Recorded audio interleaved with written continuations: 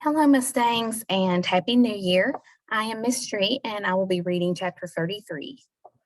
The next morning, Flora had to push her way through a heavy blanket of fresh snow.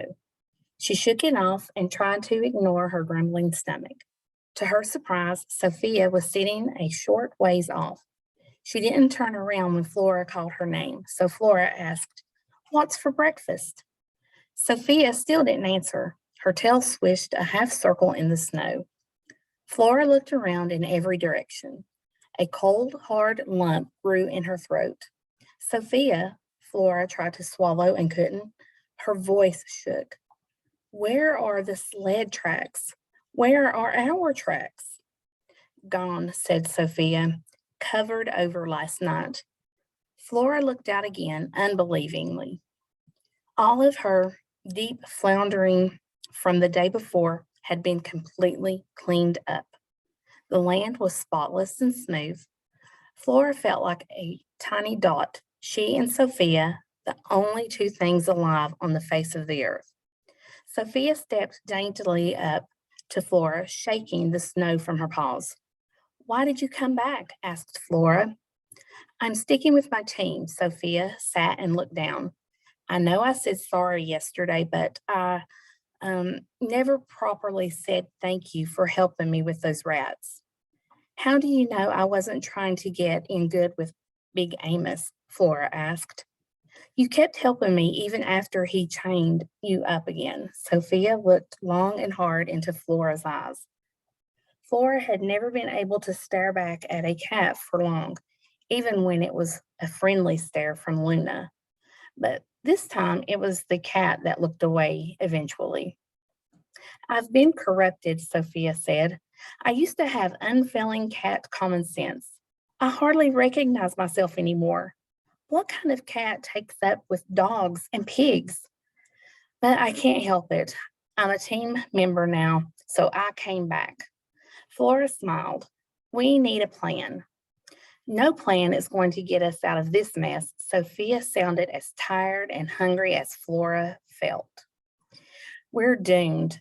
If Oscar doesn't come back the exact same way he went, we're finished." Flora nudged Flora nudged Sophia with her nose.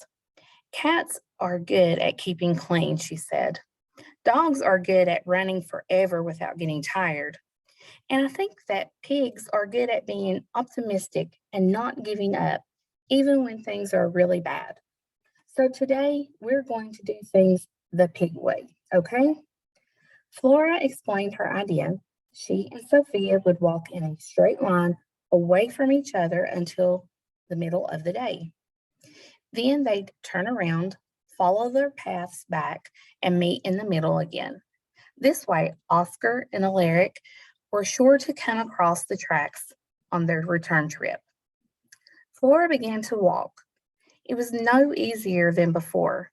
She knew that she would go more slowly through the deep snow than her lighter friend, but she also knew that her tracks would be deeper and easier for Oscar to recognize.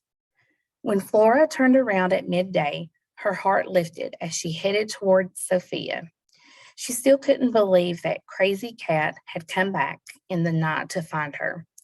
If Sophia had followed the sled tracks before they disappeared, she might have located Oscar and Alaric, which would have meant finding food and rescue.